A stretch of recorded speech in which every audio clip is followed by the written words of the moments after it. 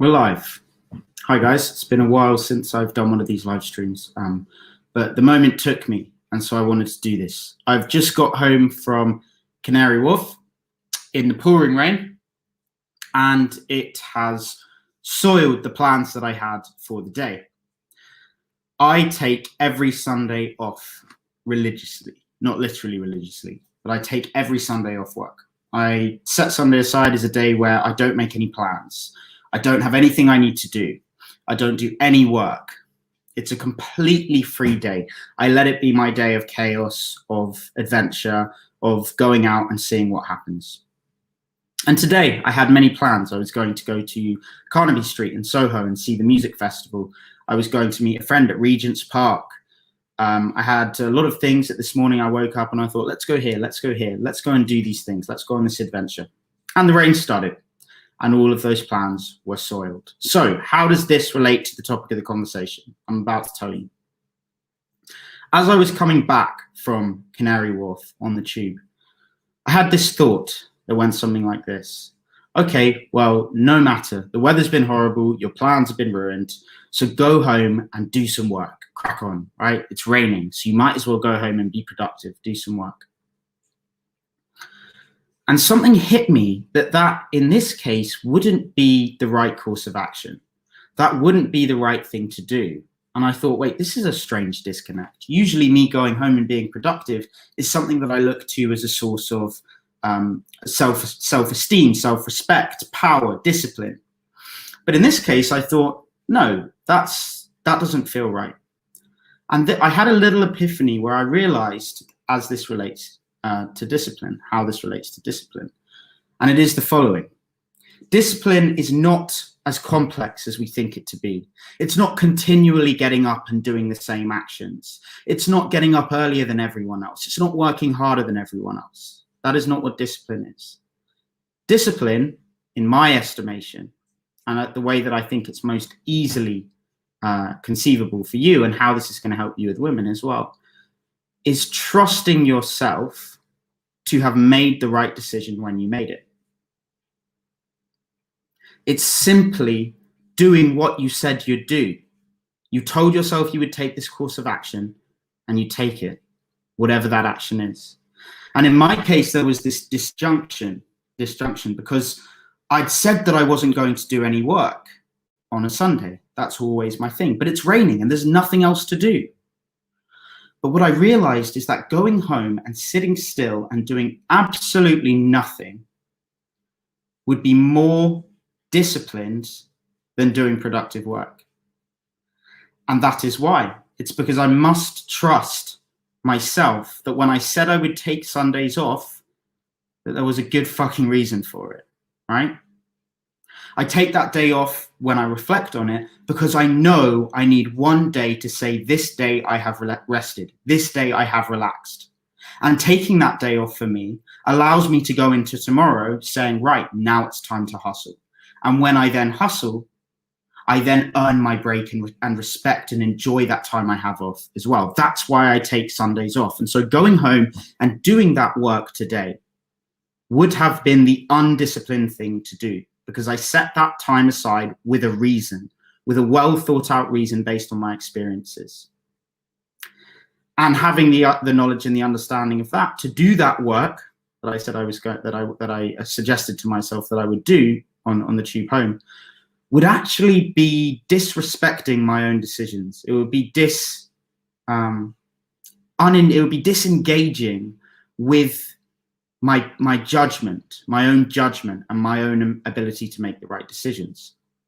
And I thought of this as it relates to cold approach. So you guys are thinking about how you can go out and meet women and get women. And I'm telling you now, this is probably the greatest obstacle that you guys are going to face. And this is what I see 50% at least of the guys. I don't want to call them clients at the moment because it's a long time since I've worked with them, but over 50% of the guys that I've ever conducted a coaching session with, the reason why they haven't continued this to a point of feeling like they are fully capable of actioning it out when they want is because they do not remember to trust their original decision to get involved. Nobody comes to me for coaching unless they've made a decision about their life that something needs to change. It's a big decision to commit to going out and talking to women and to getting help with that. It's incredibly exposing. It's a very vulnerable action to take. So why the hell do people take that step in such a strange and unusual direction, societally speaking, and then they don't follow it through? Well, that's because there's a delayed feedback in terms of the action they're putting in and the results that they're getting out. So we tend to think with life, it's like you get out what you put in. And yes, that's true. But what we don't account for is that you put in the action today and nothing happens. You put in the action tomorrow and nothing happens. And you start to think, well, wait, what's the point in this? I'm not getting anything out of it. I approached 10 women last week. I approached 30 women the week before. And I'm not getting any dates with women that I'm really attracted to. What the hell's the point in this? Why don't I just go on Instagram? Why don't I just go on dating apps? Why don't I just do what other people are doing? Anyway, my friend's on it and he dated a beautiful girl and my other friend's got a girlfriend from it. Why don't I just give up on this and go there? Because this just doesn't work. We always take this point of view in the moment. It's the human condition to question that which does not show us instant feedback and instant results. But there is always a correlation between what you put in and what you put out. But that correlation is delayed. And actually, what you get out of an action is going to be offset into the future. And you don't know how long for. And it's not your right to know how long for. So just as it is with discipline, me saying, look, I'm not going to do any work on Sundays because I know that's the right decision. I need to take one full day of chaos where I have no plans, I have no commitments, I can do whatever I want, and I'm totally free by my own accord. That was my decision. And to betray that decision would be not accepting the delayed results of the action I put in today. It means that tomorrow, when I try and work again, my brain's not going to be fresh because I think, oh, today I did a bit of work, so I'll just continue with what I was doing yesterday. No. The reason I take today off is that I go into tomorrow with a fresh start, knowing that I need to focus, knowing that my brain is refreshed, knowing that I did exactly what I wanted to do the day before. And to distrust that original decision would be to disrespect myself and to distrust my own decisions, especially the decisions that have actually had a lot of experience and thought and wisdom to inform them. It's exactly the same with you in your pursuit of women. You may think, well, I'm doing everything right. I'm getting better. I'm going out with guys and I'm approaching women. I'm getting good responses. I'm not going on any dates. What the hell's going on? You do not have a right to know when the results of your actions will come to fruition. Every successful entrepreneur knows this. However, with the successful entrepreneur, he has more means by which he can measure the results of his actions. He can say, right, well, I did the sales page and now I've made a sale, and that's because I did the sales page. Whereas you might approach 10 women and not get any decent feedback and think, oh, this is pointless. I'm literally getting nothing out of this. Not to mention the fact that you are getting things out of it because you're personally crushing your own demons. You're personally overcoming your own anxieties and your own fears and your own deficits in courage and fortitude and conviction. But more than that, you know that each one is leading to something great. You know that. It's not a question in your mind whether if you do this long enough, you take the two ingredients, consistent action and active learning. That means constantly repeating the action that you know is inherently good, and then reflecting and learning the lessons contained in that interaction if you can see them on the surface. If you are doing that, you do not have any questions from an intellectual perspective. You do not have any questions about whether that is going to be beneficial to you in the long term. You know that. You know that. You don't even need to question that. So what is it that's stopping you? Again, it's that tug of the moment. It's that tug of, why isn't it happening now? What's wrong with me at the moment? Am I having a bad month? Is my energy off? What's wrong with me? It's not the answer. The answer is that results are coming. You follow that process. You stick to what you know is the right thing to do. And you know the results will come. And you do not need to monitor when or where they'll come. You know that they will. If you're a guy and you're consistently going to the gym and exercising, keeping yourself healthy, pushing your body as much as you can, you are reading, you're meditating, and you are trusting your own decisions. You're planning your days the day before and following through, at least to the extent that you can, the following day. If you're doing all of these things, you know that you're becoming better. You know that women are going to be attracted to that man. You know it. That's all there is. That's literally all there is. It's us creating power out of nothing. It's creating an environment of power in our life. And we know that on a fundamental level, that is what is attractive, not just to women, but to success, but to men. We draw people to us when we create a situation of power in our own lives. So if you're doing all of those things, if you're staying disciplined, if you're not going out for drinks, for beers, even with some of your good friends, because you've put some commitment or some goal before it, and you've said that's going to take away from what I know is important to me now. If I do that, I'll meet them individually on a day where we're not drinking instead. When you make those decisions, you might think in the moment, oh, but they're going to be out, they're going to see girls, I'm missing these opportunities. Isn't that an important pillar? Isn't the social side an important pillar? Don't I need to do that as well? Shouldn't I just go out and have fun with them and maybe I'll do some approaching? Whatever your instinct is telling you about whether that is the right decision, how that weighs up against the goals that you've set, the most important goals that you've set for your life, you know the answer and follow that answer.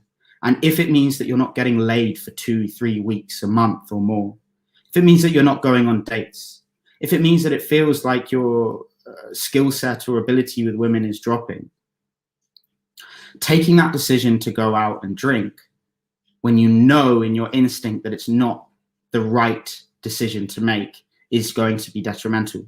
It's going to be the first step in an inevitable chain of other bad steps, right? And that's just the way life is. If you take a cookie in the morning, just one cookie, you may then say, right, that's it. I'm just going to drink water and not eat anything unhealthy now.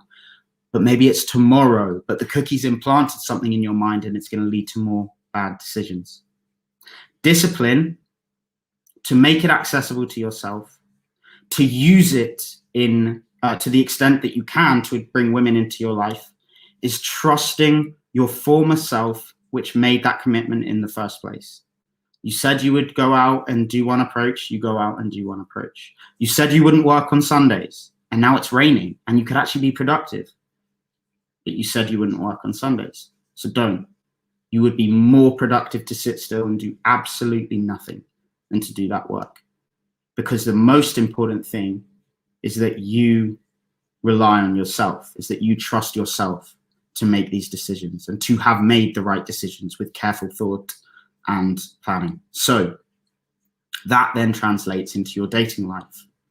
The women that you are attracted to are attracted to the version of you that trusts himself, that commits to what he said he's going to do, and that can create that situation of self-possession and power in his own life. And if those women are not coming to you now, that's because there is a delayed onset of results to the effort that you put in.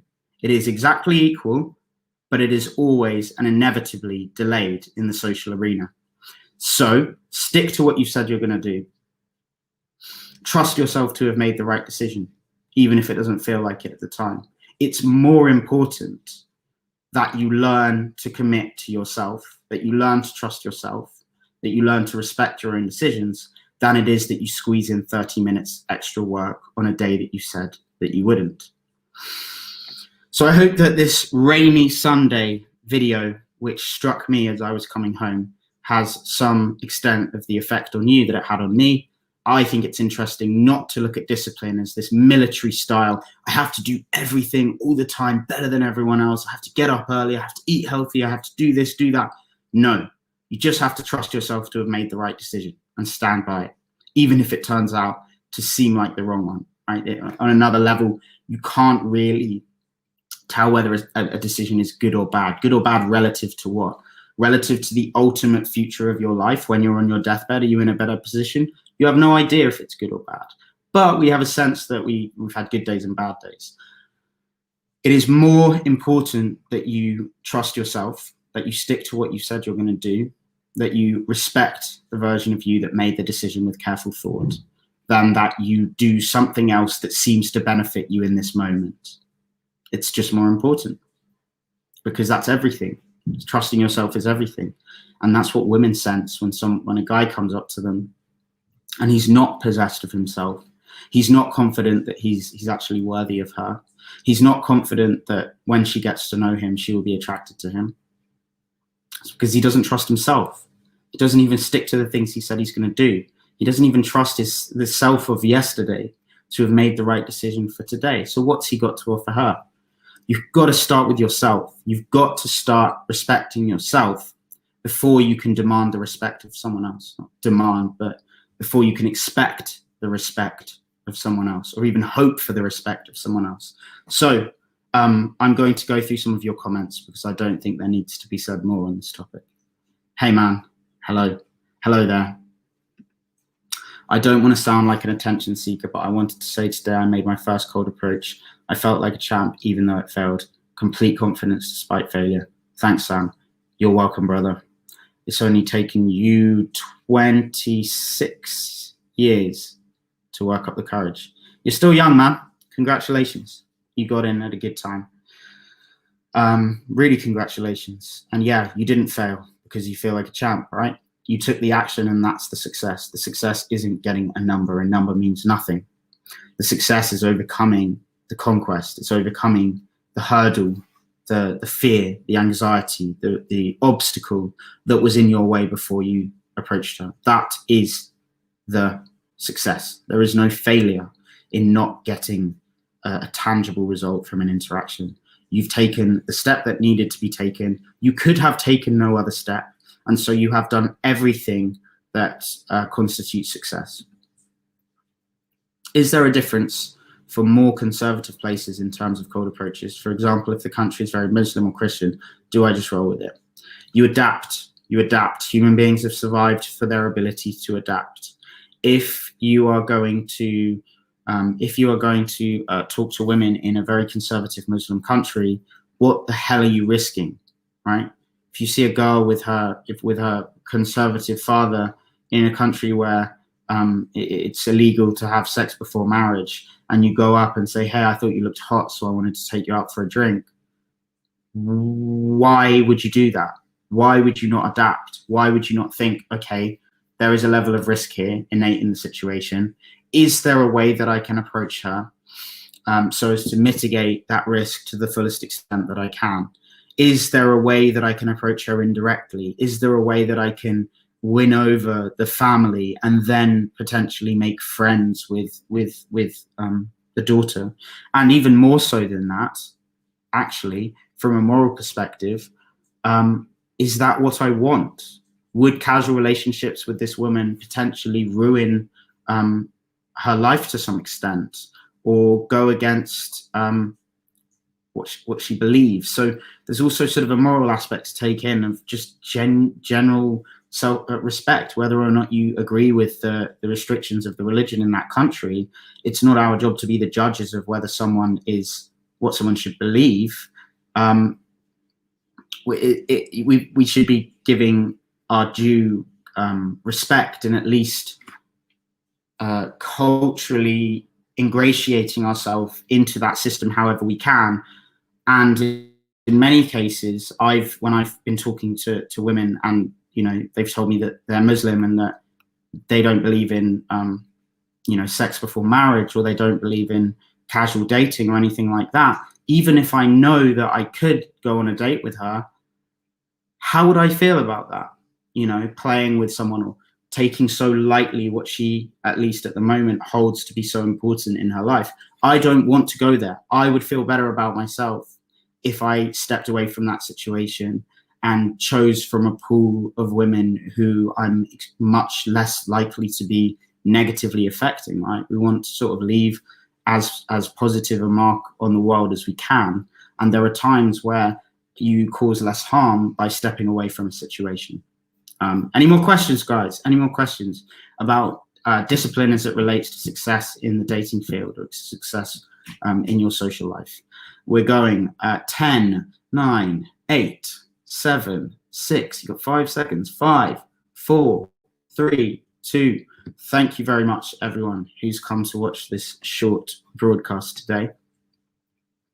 I'll be doing more of these when the moment strikes, and yeah, more content coming out next week. So I look forward to giving you guys some more of the high quality content I believe that I've put out over the last 2 weeks. And let me know if you also think that. I'm really happy with the last 3 videos that went out. The first 2 of them, I think, have been better. You know, I've put a load of effort into them, and I hope they've been helpful. So, oh, we've got one more question. So yeah, let me know your feedback on the content at the moment, guys, and what you'd like to see. If the woman is not disciplined herself, she probably rather wants someone close to her own state. Yeah, this is true as well, man. Oftentimes you're sort of, you know, I found myself really attracted to a girl and sort of allured by her and brought in by her beauty or by her character or some qualities. But her life's a fucking mess, and she's going out and getting drunk all the time, and she doesn't believe in anything or know a lot about anything or is interested to learn a lot about anything. And sometimes as men, our imagination is captured by her beauty. Our imagination is captured by some character, some mystique that she has. And we tend to overlook these things, but there's always that tension in your gut where you're thinking, right, well, you know, she's getting an argument, she's getting triggered, she's going out and getting drunk every night, she doesn't believe in anything, she doesn't know what she wants. This isn't going to work, right? This isn't going to work. And then it's sort of difficult to pull ourselves away and say, look, I'm getting allured, I'm getting brought in by her magic, by her mystique, or by at least my construction of some mystique around her. And I know that it's not going to work. I know that if she came out for drinks with my friends, she came out for drinks with my family, if we spent a week together, that it would drive me crazy. We'd be arguing the whole time. We fundamentally disagree about too much, right? There's all of these things that are going to make this not work, but you sort of try to overlook that in the moment, because the side of you could sort of see some sort of sexy relationship on the horizon, or you imagine that this mystique will overcome all of that, but really, you know, it won't. And sometimes we just got to step away from the complexity, step away from that mystique, and understand that what we believe ourselves to be lacking, and we see that in her could complete us in some way or make us feel a certain way, cannot overcome what we see evidentially as the red flags, as the reasons why this person is going to have a toxic influence in your life, and actually you'd be better off alone. And the same goes back to what we were saying about going out for that drink, going out for the alcohol with people that even that you love, when you know that ultimately that is going to detract from a more important goal that you have, at least at this moment. Yes, it may seem like there's some mystique around that. Maybe you'll meet cool people. Maybe you'll take a break. It'll be great to catch up with those friends. But there's something in your gut telling you that to do that, would you be making the decision that you know to be wrong in the moment by your own estimation? Again, wrong, not relative to the ultimate consequences, but relative to what you've internally decided. And that takes us back to the very point of this video at the beginning, when we're talking about how discipline is trusting yourself to have made the right decision. That's that tension in your gut that's telling you however much you want to do that thing, whatever excuses you can make to do that thing or to not do that thing, there is a part of you that knows right action, that knows what is the right thing to do based on what you've already agreed to do and what you've considered and done. And every time you diverge from that path that you've chosen, from that truth that you've acknowledged and said that you'd do, every time you trust yourself less and less and less. You become less reliable to yourself. You don't believe that you can follow through on actions, and you become less reliable to the people that you care to protect or to look after, whether it be family, friends, a woman in your life, younger brother. You've got to be reliable. You're welcome, man. It's a pleasure to get streaming again. Love the content. Thanks, man. Harlem Trades. Cool name. I was watching the Fresh and Fit podcast, and the women on there were stipulated that they wouldn't date any guy who doesn't earning at least 200K. Would you see that as a red flag in a woman yourself? Yeah, in myself, I would. I have thought about the question of money a lot. A woman who was learning, no, that doesn't make any sense. The first question seems better. Would I want to be with a woman who didn't want to be with a man earning less than 200K? No, I wouldn't.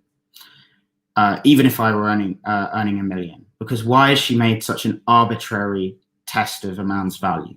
Why has she made such an arbitrary test of a man's value? What does he want from him that could cost 200K a year, right? And how's he making that money? Is he selling arms? Is he selling drugs? Is he selling his body? How's he making it? Is she not stipulating that that would be important, right? What about a guy who's making 190K and he's doing that by flying over to the poorest parts of the world and rescuing families and educating them on fertility and the cost, changing the world, and he makes 190K versus 200K arms dealer? It's not that fucking simple, is it? So no, it's just arrogance in a moment that makes us make these claims, right? It's the same as a racist claiming that all people like this are like this, or that the flash through their mind that this person represents the racial stereotype.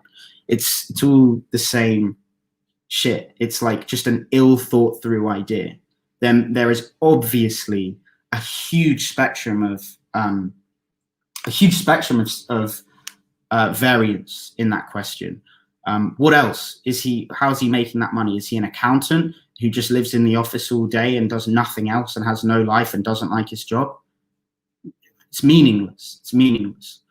So if I were making millions a year, I would want a woman who didn't know that I was making that money and was interested in me despite the money, and then found out that I had the money. For me, that is maybe a romantic conception, but I think it's perfectly rational as well, because the money is a sign of a successful mind, of discipline, of self-worth, of self-respect, of health. It's a sign of everything that a woman would want.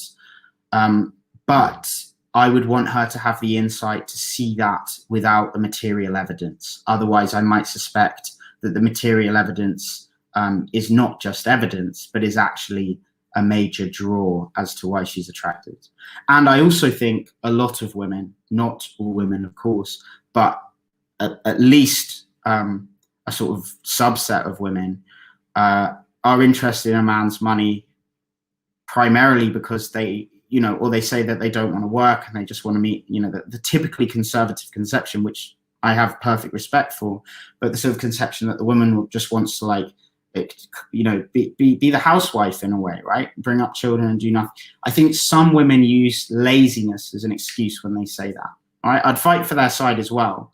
I think a lot of empowered women who want careers, not all of them, but some women who seem very empowered and say that they want, to make more money than men and have really high-powered jobs. I think some of them sort of get into this arrogant state where they try to persuade women who don't want that, who want to be housewives, that their path is wrong. And I think in the same way, some women who just want to say they want to be a housewife, it's just because they don't have they can't work up the energy or courage or desire to actually chase anything in their life until they meet a man, right? I perfectly understand an ambitious, sporty, healthy woman who is fascinated by something and then meets a man and wants to pursue his path and wants to help him along and wants to raise a family. But I think in some cases, particularly in younger women, early 20s, they can say sort of things like, I just want a man who earns a lot of money and I can be, look after the house and he can make all the money. I think sometimes that's because they actually lack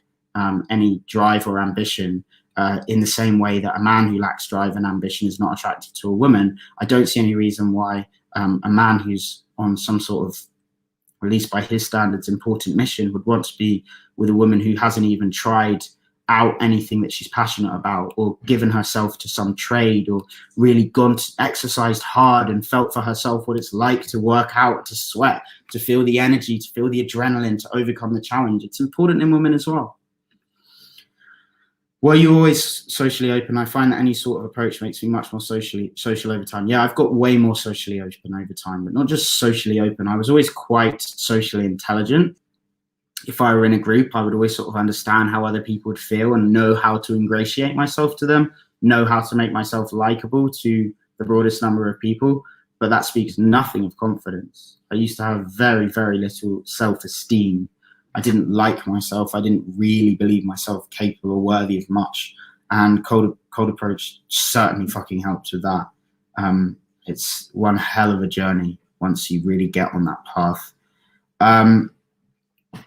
So no, I wasn't always socially open and confident like that. It took a long time, and it took throwing myself into a lot of situations, and it took a lot of bitching and negative feedback from other people, right? Conversations at a dinner table with old friends where someone brings it up and starts, questioning it in a sort of aggressive way, and suffering a bit, at least the first few times that happens, and sort of questioning what I'm doing and worrying about my place in society. For you to then overcome it and say, wait a second, no, I know what I'm doing, and I know that I believe in what I'm doing. I know that it's making a difference. And that's part of the confidence recipe as well. I would see that as a massive red flag as well. I wouldn't discount a man earning less than 200K. Sorry for the confusion. Yeah. For me, that's just like, no, just straight away, no. It's for me, that's the same as a man who just says, women are all two-faced and nasty, right? Because he's had some bad experiences with women. It's just an ill thought through idea. What about your mother that raised you, right? And if she wasn't good, what other evidence do you have? And if you don't have any, what evidence can you find that it's not the case? How have you put this to the test? And are you just being lazy and enjoying the sound of your own voice and enjoying your own bitterness? I see a woman that makes stipulations like that as just enjoying her own closed-mindedness, just enjoying her own simplicity, right? The idea that there's this black and white, over 200K is acceptable, under is not. It's pathetic. It's really sometimes. Oh, you lost me for a bit. Yeah, we all have those moments where we make sweeping statements and fail to see the nuance and the shades of grey. But for me, it's a massive turn-off. I like people who are easy to get on with, right? I like girls who are above all kind, right? I think kindness is one of the most underrated qualities in the world, right? I was in a situation recently where I was with a girl who's very pro-Palestine, and there was another man who was working at a shop nearby who was Israeli, and I was talking to this pro-Palestine girl. The Israeli guy came over and was showing me his home in Tel Aviv. We're having a great conversation. I said to the girl, I was like, hey, do you want to come? Why don't we go to Israel together, as a sort of joke? And she was like, that Israel doesn't exist, and started going into a rant about how Israel is horrible. And I don't have a strong opinion on this. I don't know it well enough, but neither did she. And in that moment, I just lost all attraction, because I thought, even if you're Palestinian yourself, even if you've suffered under Israel, your lack of ability to contain your emotion, your lack of ability to look at another human being and say, outside of my political opinions, why would I want to create negativity in this moment? What difference is that going to make to my cause, right? How is that going to help fucking anything? The inability to look at that person and not try to create an unhappy experience for him is unattractive to me. I want someone who's above all kind, above all thoughtful, right? It's incredibly underrated quality, and it's rare in men and women, but particularly for you guys in the women that you meet. Are they actually kind people? And if they're not, how the fuck are you going to live with them? How's it going to work? It's not going to. Kindness.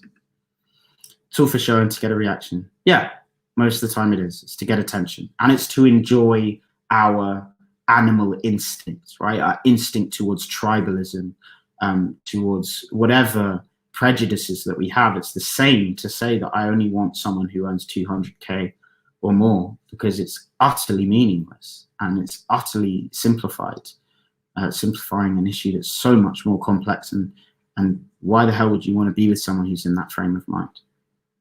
19 years old, Nottingham University, second year, after an episode of depression. And I stumbled upon some information about cold approach, and I realized that I could do whatever I wanted. I literally could just act however I wanted. In one moment, I felt this, and I had this thought. I sat still for 10 seconds on a chair like I am now, and I threw myself sideways onto the floor. I just jumped onto the floor and hurt myself, right? Sort of almost spraying my shoulder. But I basically had an epiphany where I realized, and it's ridiculous, but I realized that I could do whatever I want. I could just act however I wanted right now. And it was so powerful that it just sort of changed my life in a moment. And then I began searching. The next logical question for me at the time as a single and frustrated guy, which was, if I could do whatever I want, why can I not move into the world of a man who has everything he wants from his dating life? Why can I not be attractive to beautiful women? Why can I not be dating who I want? Why can I not live my life in that way? And the answer was obviously that I could, because I could throw myself onto the floor, and that was just an action. So I don't know if you guys see that in the way that I do. Maybe that sounds completely ridiculous, but for me at the time, it was really beautiful. Hey man, yeah, everything's great actually. I'm feeling good. Why do you ask? Please follow that up. The earlier in your adult life you change these beliefs, the better. When you even leave it to your late 20s, your neuroplasticity isn't as flexible and internal beliefs can take longer to change. Yep, that's true, man. That's true. The earlier, the better. But it's never past anybody, because it is just action. So even if you feel like you're too old, you've still got time. And it would still be best to start moving in that direction. The great feeling that you get, the feeling of achievement, of accomplishment, comes from moving in that direction, not any achievement of that goal. It comes from moving towards that goal, right? It's like you could have had a really bad couple of days, but the next morning you get into the gym and you work so hard.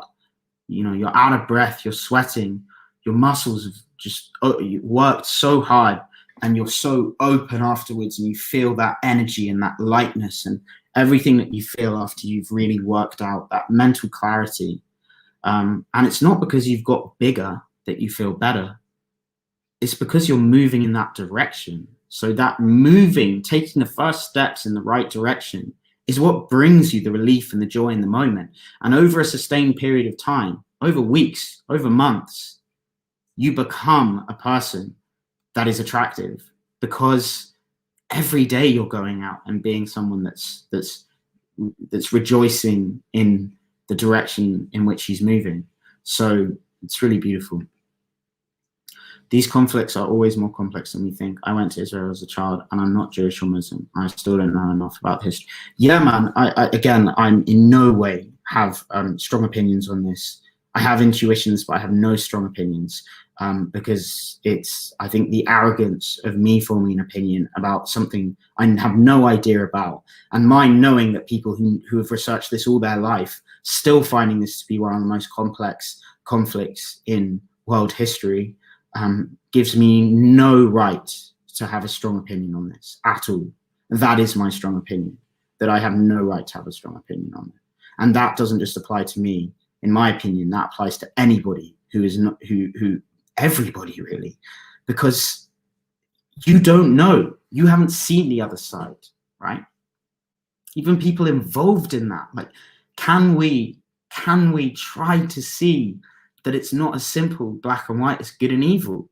There's layers, there's nuance. And for me, even if a woman doesn't understand that that's why she's moderate, because she doesn't have the right to have a strong opinion on it, even if she doesn't know that, but she acts in that way, right? She acts with respect to everyone she meets, because she doesn't know their history, she doesn't know their circumstance, and she doesn't want to jump to conclusions about their circumstance because it's humiliating and hypocritical. So that even if it's just intuition and not a deep intellectual understanding of why she's being moderate in that person's presence, that is still important and still attractive to me. Do do any night game, for example, clubbing, or is it preference strictly day game? My preference is meeting women in any environment and not discerning between day or night or indoor or outdoor or shop or park or street settings. My preference is to treat each day as a playground, to look upon the world as brimming with individuals who have a life story and history as rich and as ultimately unknowable as your own, and to treat each of them with reverence and curiosity as an opportunity to walk through a portal into the world of another person. And so my preference is, generally speaking, to meet women in the day because it's a non-constructed environment. The environment is natural to every extent that society can allow it. And so the majority of the time of your life, you're going to be meeting people in daytime environments. You're going to be walking past them on the way to the grocery store or to the beach. You're going to be walking into a shop to pick something up and see them there. And the strictly constructed arenas of nightclubs and bars, to me, is one step towards the online sphere, because it's something that is a profit-oriented space that's designed to make money, and that's their only design, right? And so they've set up this environment where men are going in to outcompete each other, and women are going in to look good and get as much attention as they can, right? You know, essentially to validate their position and have fun, right, as well. But essentially, it is a mating arena. These places that are specifically set up so that predominantly men, at least at the higher end of bars and clubs, men are going to spend shed loads of money on drink. The clubs are going to be able to pay their own rent and you know, bring in the dancers and keep everything going in expensive London. The men are going to spend thousands of drinks, and what brings the men there? The women. So I don't like to play parts in that, in the same way that I don't like to play a part in Instagram, where it's a company set up for profit that's using individuals as their means to gaining a profit, right? It's not that deep. I basically just don't like the constructed nature of it. I'm getting too philosophical, I apologize. Should I risk doing game at work if I'm a complete beginner? I often feel anxious around women at work, and I prefer to go out to some other city because I'm not comfortable in a closed environment. Yeah, I wouldn't think to do game anywhere, man. Honestly, I wouldn't think. I would reframe what you're doing. The answer that I just gave: walk into your world as if it's brimming with social opportunities, and you have the opportunity to enter a portal in the world, into the world of another person. Right? Does that sound like day game? I don't know, but to me, day game is, the idea of day game is superfluous. It's like you're creating a language where a perfectly apt language already exists. So I think I'm going to answer your question by saying that if you're in your work environment, you should not be going up and just directly hitting on women, because that has high potential of making them extraordinarily uncomfortable in the long run. You don't know enough about them yet to know that you're even going to be attracted to them. And so why would you put yourself in a position where it's make or break at the start? How I would act in a working environment is the same way I act in the gym or a hotel lobby or reception at a shop, anywhere like that, that I might continue to go, or that I definitely will continue to go. I would want to build a relationship with that person, right? Let me talk to them at the start, ask them how they are, hold eye contact, learn something about them, return, learn more about them, tease them in the same way that I would tease my good friends or a date, give them a bit of banter, learn about their sense of humor, gauge their interest in me before I made any type of decision like that. Because why wouldn't you? Why wouldn't you want to get to know them when you work with them in the same environment? You have every opportunity to do that. So I would never, in a closed environment like that I'm going to keep returning to, I would never, rush into anything. I would just try to build relationships and get to know people until the point where if I asked them out for a drink this evening, it would either be like a completely acceptable no, where it's like, no, I've got a boyfriend, you know that, or no, like I can't, I'm busy, but like, look, I don't fancy you, by the way, we're just friends, right? I would get to a point where I knew that there was no negative outcome to the answer that she gives me. Because you can, so why not? And it's going to be more effective, especially in a work environment. Who wants to risk their reputation, or you know, who wants to dive into something like that when they're going to be in that environment for so long? Sam, can you talk more about how you set up the date inset rather than via texting? So yeah, so to answer this question, essentially, I devised this idea. I'm treating it like some sort of new philosophical breakthrough. It's really not. But I thought about this idea. I devised this idea when I was sort of realizing that me and a lot of my clients, this was, you know, about 4 years ago, were relying too much on getting numbers, because it's sort of something that the original day gamers sort of, when they started putting out videos, it was about how many numbers you can get, because everyone just thought, before they knew how social dynamics worked in the early 2000s, it was sort of thought that if you get 10 numbers, like, it means you're doing well. And so a lot of the time we have this sort of crutch of getting a number as some sort of success in and of itself, and it's not. Actually thinking that it is can be detrimental after a certain point. When you're starting, it's amazing to have evidence that a girl will willingly give you her phone number, but after a while it starts to become a crutch, and you're just thinking, right, well, I'm getting a bit awkward here, this conversation is going to turn flat, so let me run away with a number and hope for the best. When in reality, you're just avoiding the next step, which is to open up, or to deal with that awkward silence, or to tell the girl that you actually want to see her, right? It's shielding ourselves from the vulnerability of authentic communication with her.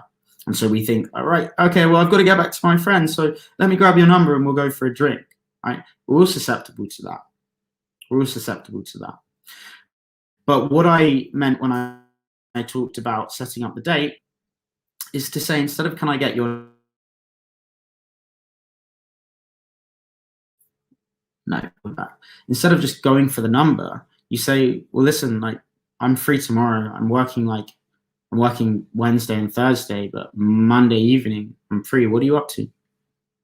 Right? And then let her say, oh, you know, let her think about what she's doing, right? Why not go there now? And you know, I've got any plans. You'd be like, well, where do you live in, like, Stratford? I live here, like, maybe between us, like, Shoreditch. I haven't been to Shoreditch for a while. Let's go for a drink in some cool places there. Go there. My idea was like,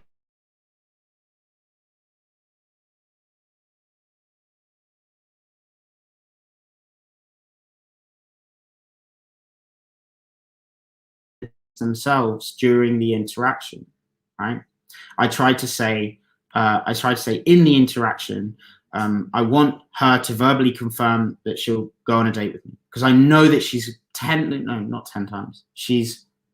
1.7 times exactly more likely to meet up with me if she's verbally confirmed it, right? There's some research about verbal confirmation and how it affects the commitment of the individual confirming.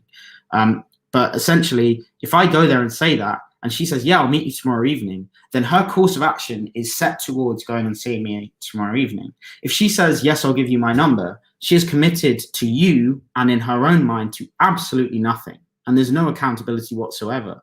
And you haven't even communicated that you want to see her. You just said you'd send her a message, right? So it's all this subversive, shying away from the vulnerability of honest communication that a lot of guys get stuck on. They can approach a girl and they can, you know, get through a few minutes, but they don't have any idea how to actually say, like, fuck, I want to see you again, you know, or at least communicate that honestly, or show that they've got the confidence to communicate that honestly. So it gives you more results. More of the numbers are going to follow through if they've agreed to a date with you, right? And they've said when they want to do it.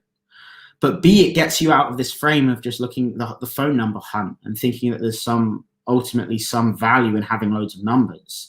And past a certain point, there's no value in it whatsoever.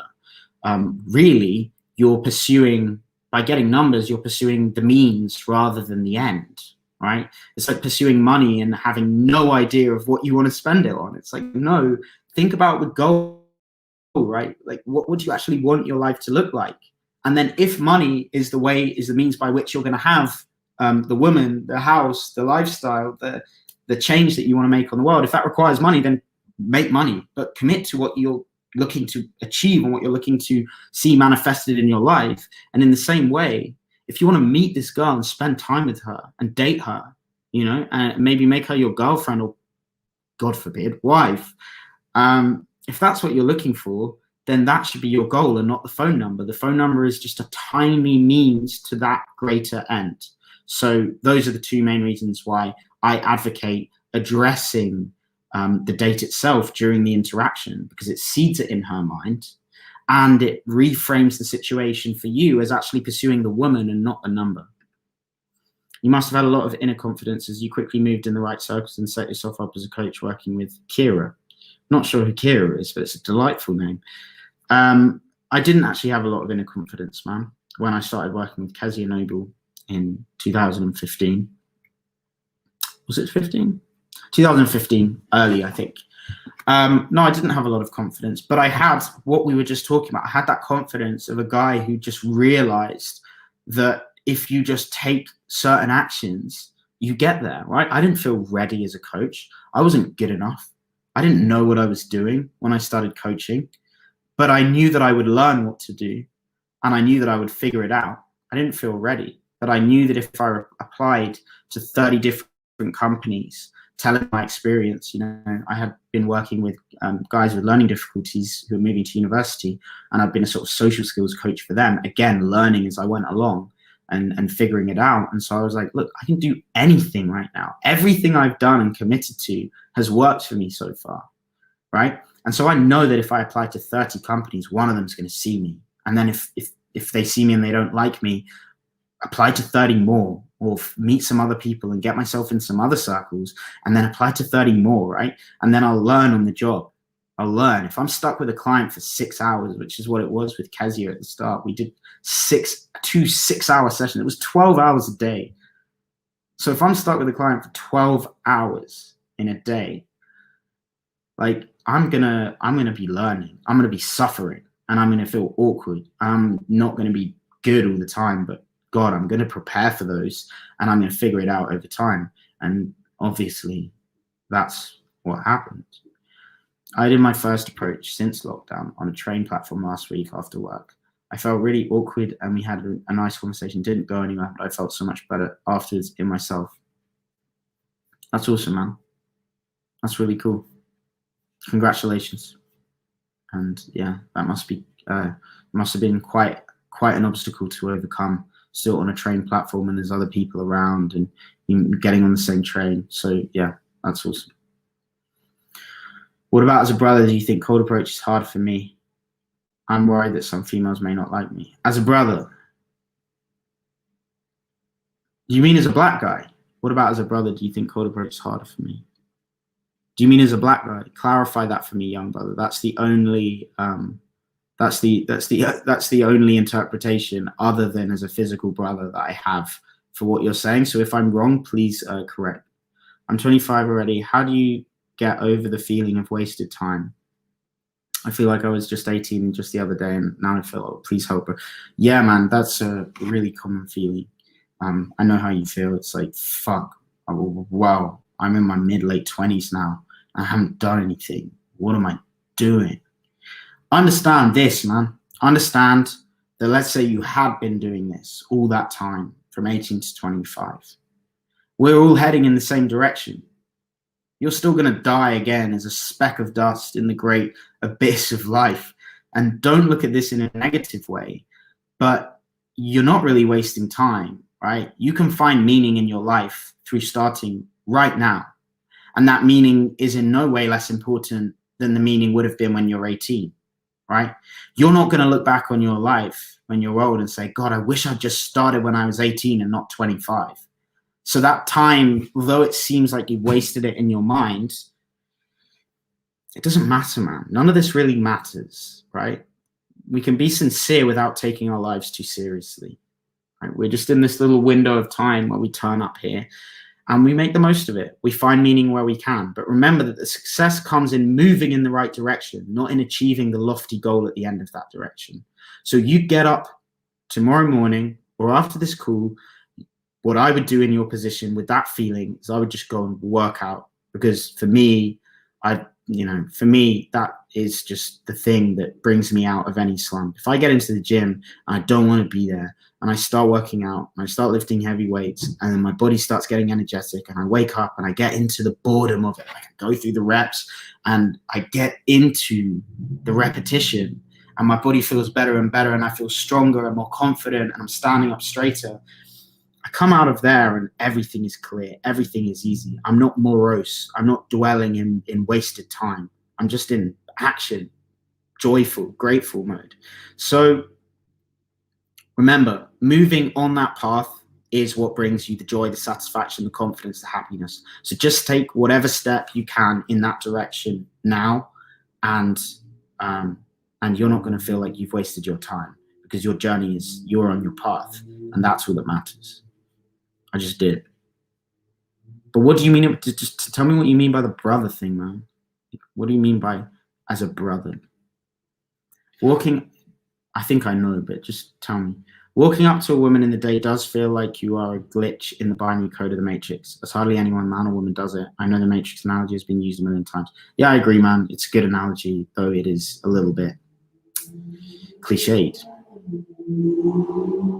Yeah. Well, you're a dandy in the underworld, so you must be like at least 150 years old, man. But no age is too old to move in the right direction. That's all we've got. I just answered it, man.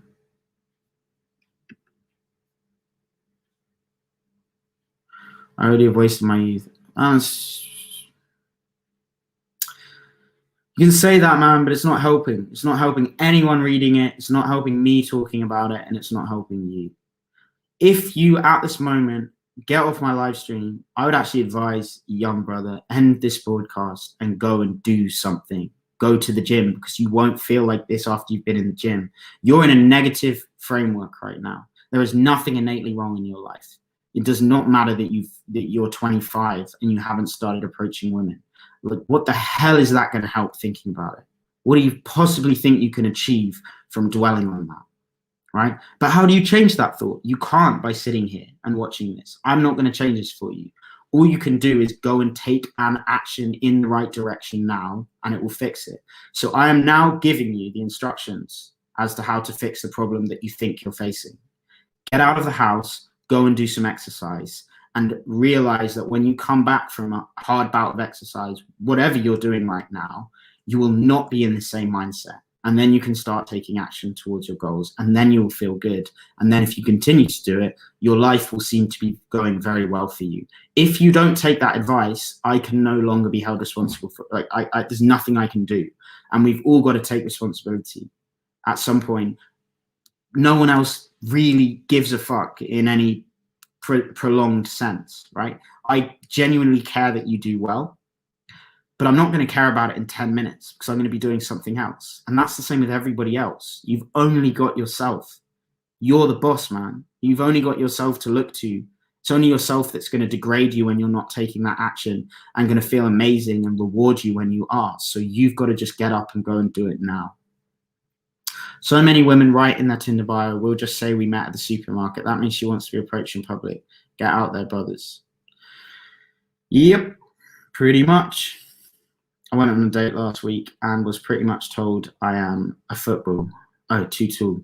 I am 5'11", and she is 5'5". Maybe women like tall men is a bit of a myth. No, man, I think she was just probably testing you. Or she was just really insecure about her height for some reason. But she's not short and you're not tall, and you are not too tall for her in any societally typical sense. And so I think that she just wanted you to probably play with her, right? And be like, she says, you're too tall and you're 5'11". And you say, like, no one's ever told me I'm too tall for them. That's cool. You're the first one. I like that. That makes me fancy you even more. Right? Play around with her, man. She's like, you're pretty tall, actually. You just play around with it, right? She's testing you. And that's a cliche.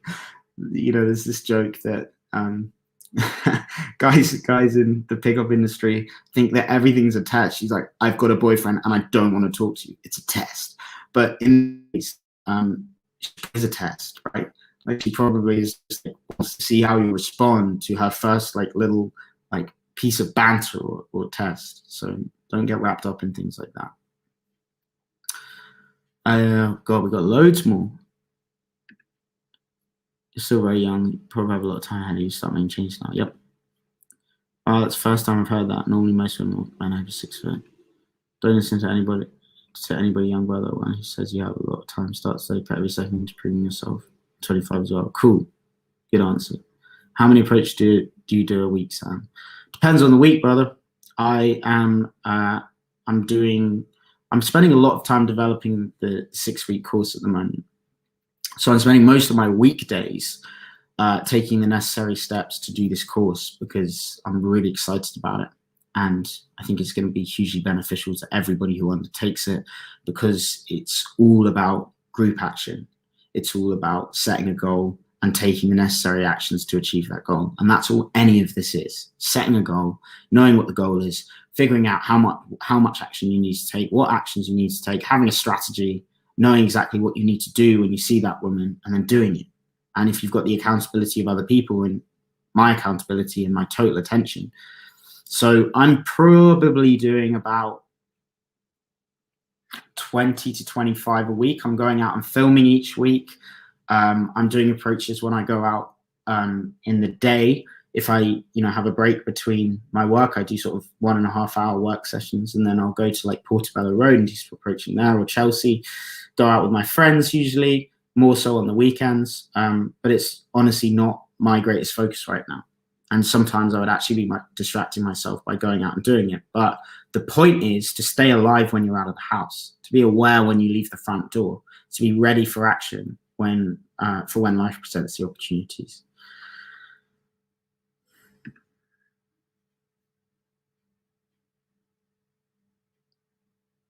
No, I wouldn't say there's a different.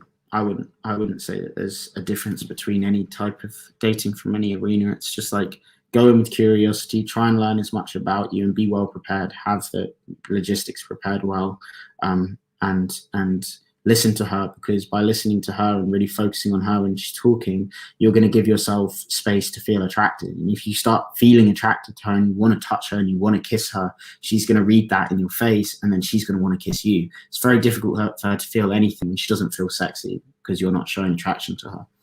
So she's not thinking like, oh, this guy's not my type. She just, for some reason, there's no chemistry. And most of the time that's because you're not able to express your attraction towards her. Cool. Yeah, that's how I understood it, man. But I know what brother means in that context, man. But like, black dudes do great in London, man. I mean, look around you. Have you walked down Oxford Street? Like, that was why I'm confused, because black dudes have no disadvantage, especially in London, man. Like, you guys are cleaning up. So I don't know what you think is the disadvantage of being a black guy in London, but that is not obvious to me at all. Yeah, that's a good album, man. I've just been listening to that. There's a song called In the Fire featuring with Dave, Getz, Giggs, Meeks, and Fredo. It's extremely good. If you are on the fitness path like I am now, I'm in my 30s. If I'm on a date in the week, I will not drink any alcohol as I cannot compromise our health. Yeah, it's a good idea. Hey, thanks for answering my question. I mean, will you see her again? Dean Ross? No, you're talking to someone else. All right. Sim, cara. Sim. Se você quer aprender outros idiomas, eu recomendo falando com pessoas que estão falando esse idioma. Então, se você está aqui em Londres, fala com os brasileiros, fala com os portugueses. E falando com pessoas, você vai melhorar sua habilidade para falar muito rápido. What I said was, if you want to improve your language and your ability to learn languages, Yes, you can use Duolingo. Yes, you can watch TV shows. Yes, you can buy online courses, but all of that will be inferior to either visiting the country or speaking with people who speak it, right? If you meet an Italian girl in the streets, what can you say to her? Learn something, right? And if you don't know anything, ask her, how do I say hello, miss? How do I say hello, my lady? Buongiorno, signorina, right? Learn that. And then the next Italian girl you meet, you can say, buongiorno, signorina. And then you say, how do I say, how are you? And she teaches you that. It's like, como stai or something, como stai or something like that. And you just keep learning, right? And if you start getting good, then you can start to have little conversations. But you just got to be speaking to people, man. Do a language exchange with someone from that country. If it's Brazilian, find someone with whom you can exchange English for Portuguese. There's loads of Brazilians that do that. It's one of the few things that, you know, middle-class Brazilians pay money for is English teachers. So if you find a cute girl and you want to exchange Brazilian Portuguese for English, you're killing a million birds with one stone. Man, I've made videos on this. Tuss just did a video on this. Check out his video. I really can't be bothered to answer this question right now. Sorry. But I have done in the past, so there'll definitely be videos on it. Cool. No, I haven't seen that, man. I actually didn't know much about Meeks until I heard his verse on this album. But I've been listening to the Gets album, and I always listen to Giggs' album. Gets has made an amazing album recently, and Giggs is hilarious. He's one of the funniest rappers ever. He's like so bad that he's good. Lyrically, most of the time, lyrically appalling. But he's got some sort of flow that's just addictive to listen to, and he's a bit of a hero. So yeah, I'm really excited for Don. If it ever comes out, it'll probably come out with a different name at some 5 years in the future. We met an app. I'm looking to get out there in the real world and meet people when I get. So, yeah, cool. I liked his older albums, but I think My Beautiful Dark Twisted Fantasy is one of the best albums of all time. So I think it completely drowns out any of his early albums. But then after that album, I would say that Late Registration, College Dropout are the next two best. Then I'll probably go Yeezus, then probably what's it called? The one with Heart, the one that was hated in 2008 after he did the albums with Kid Cudi. He did what's it called, man? With RoboCop and You Never Know, that one. I forgot what that album's called, but the one that he did 808s and 808s and something. Do you focus much on grammar, or is it more important to absorb vocab? Oh, what? When you're learning a language? I thought you were pointing out some grammatical errors I've made. I absorb systems, right? So I think of systems when I'm learning languages. So what phrases are you going to say? I would like to go to the bathroom. Hello, how are you? Where do you live? I learn a few sentences, and then that are going to be common with other vocabulary as well. I learn those sentences. I learn how the words work, and then I fill in the gaps with vocabulary. So, for example, we say in English normally. We say normally, generally, rapidly, hurriedly, brilliantly. Any word with ly on the end, right? Now, if I'm learning Portuguese, I want to learn how they say a word like normally or generally, right? So I say, what's normally? And it's normalmente, right? So I say, what's generally?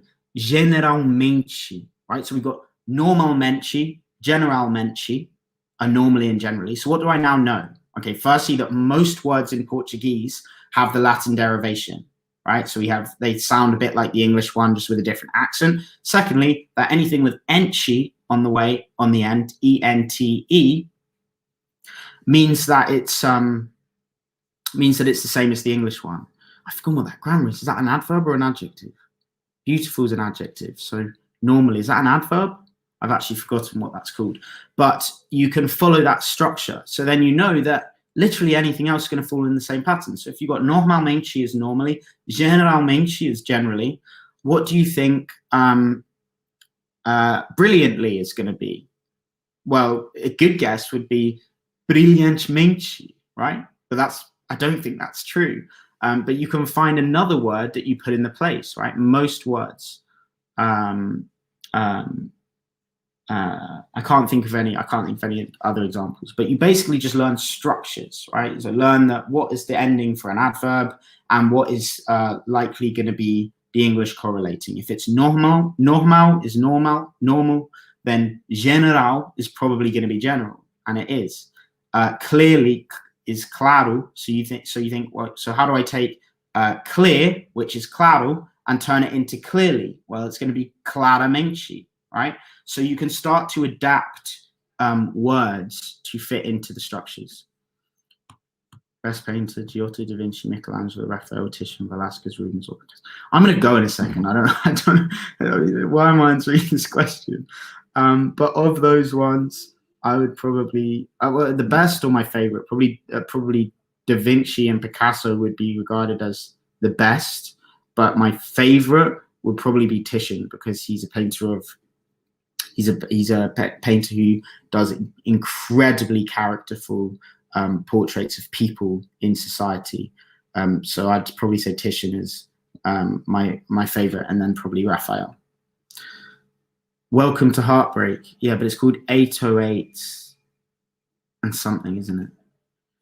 Bro, this is a bit of a sensitive one. What is your take on fake allegations from girls? I've heard some stories that are maybe not trust women, especially with day game. You don't truly know them. Yeah. There sometimes people make fake allegations. It's very, very rare. It's never happened to me, and I've done this. It's almost happened to me, but it's never happened to me. I've had a few wobbly cases, but each time it was never, a problem. You've got to be careful, man. But fortune favors the bold. So you've got to do everything you do with the right intentions and with utmost respect. And if there's a miscommunication, it's almost always going to be one that you can resolve. And if you can't resolve it with her, then you should trust justice as much as you can. Trust justice to prevail. But you got to learn from your mistakes, right? Even if you are acting with utmost moral integrity, at least by your own standard, and there's some misunderstanding, then you've got to learn from it, man, and figure it out. But look, there's risks to everything in life, and we've just got to try and take the best decisions we can and make the right course of action, and trust ourselves to figure it out and to learn from mistakes. The same as with anything else. But I wouldn't worry about fake allegations, because the vast majority of women aren't going to make fake allegations, right? It's a very, very noisy minority of people, not just women, but men and women, who are literally just looking to disgrace others to make themselves feel better. And so that's not the common experience. No.